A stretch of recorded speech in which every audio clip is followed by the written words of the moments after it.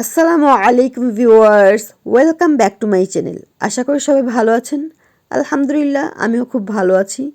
দেখতেই পাচ্ছেন আমি আমার ছাদ বাগানে চলে এসেছি আমার কিচেন গার্ডেনটা দেখতে। পাকিস্তানি একটা চ্যানেল আছেও, এখনও হয়তো বা আছে, এখন দেখা হয় না। একটা সময় আমি সেটা অনেক অনেক দেখতাম তারা রান্না করার আগে কিচেন গার্ডেন থেকে এই সেই সবজি নিয়ে এসে রান্না করতো। তো ওইটা দেখার পরই এত এত আগ্রহ জাগতো যে আমারও যদি এরকম ছোট্ট একটা কিচেন গার্ডেন থাকতো। আলহামদুলিল্লাহ, বড় পরিসরে না হলেও ছোট হলেও আমি একটু একটু করার চেষ্টা করছি। সেপ্টেম্বরের 8 তারিখ থেকে জাইফদের একটা এক্সাম ছিল।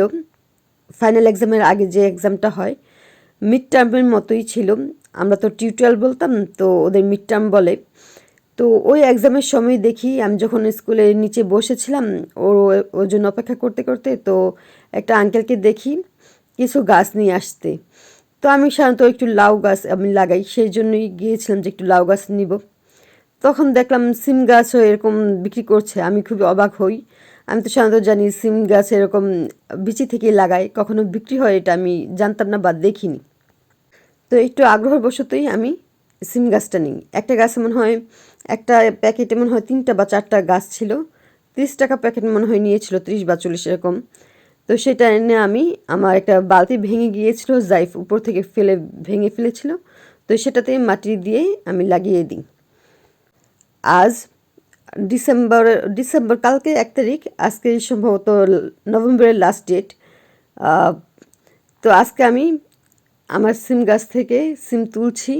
প্রায় 2 মাসের মতোই এরকম গাছটা ছিল। মাশাল্লাহ, আলহামদুলিল্লাহ, অনেক অনেক হয়েছে তা বলবো না, তবে যতটুকু হয়েছে আমার পরিবারের জন্য যথেষ্ট।